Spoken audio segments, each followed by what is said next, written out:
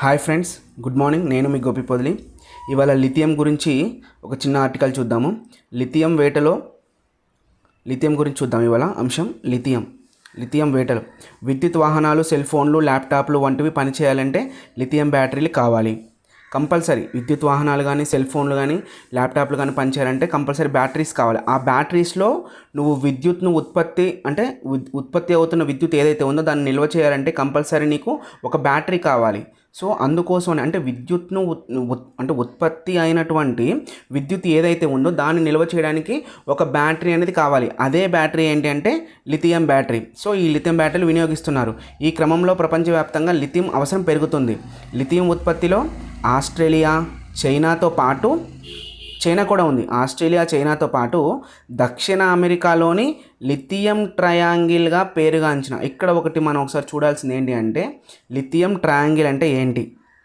Lithium triangle అంటే ఏంటి అంటే ఫర్ ఎగ్జాంపుల్ మనం కనుక సౌత్ ఆఫ్రికాని కనుక తీసుకుంటే ఇట్లా సౌత్ ఆఫ్రికా ఉంటే ఇక్కడ వచ్చేసి చిలీ అనే ప్రాంతం ఉంటుంది. ఇక్కడ చిలీ, అర్జెంటీనా, ఇది అర్జెంటీనా ప్రాంతం, ఇది బొలివియా ప్రాంతం అనమాట.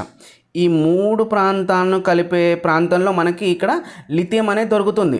ఇక్కడ ఈ చిలీ, బొలివియా, అర్జెంటీనా ఈ మూడు ప్రాంతాల్లో మనకి లిథియం అనేది లభిస్తుంది. అందుకే మనం ఈ ప్రాంతాన్ని ఏమంటున్నాం అంటే లిథియం ట్రయాంగిల్ అనేగా పిలుస్తున్నాం అనమాట. లిథియం ట్రయాంగిల్ అనిగా పిలవడం జరుగుతుంది. సో అదే అనమాట ఇక్కడ ఇచ్చింది. లిథియం ట్రయాంగిల్గా పేరుగాంచిన ప్రాంతాల ముందు వరుసలో నిలుస్తున్నాయి. చిలీ, అర్జెంటీనా, బొలివియా లిథియం ట్రయాంగిల్లో భాగం.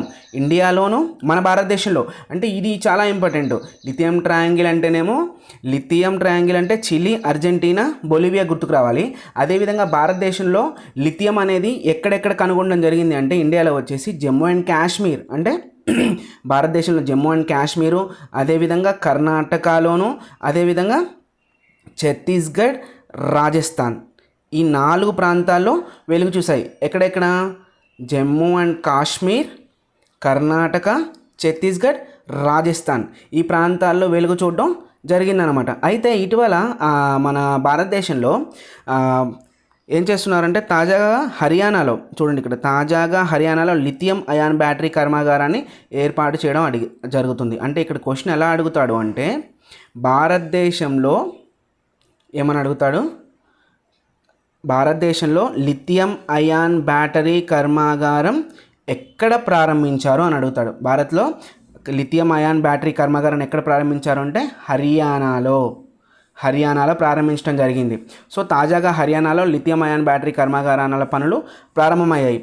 2023లో ప్రపంచవ్యాప్తంగా తవ్వి తీసిన లిథియం ఆయా దేశాల వాటా అంటే 2023లో కనుక చూసుకుంటే లిథియం ఉత్పత్తి చేసినటువంటి దేశాల వాటాను కనుక చూసుకుంటే మొదటి స్థానంలో ఉన్నది ఆస్ట్రేలియా, రెండవ స్థానంలో చిలీ, మూడవ స్థానంలో చైనా అనమాట.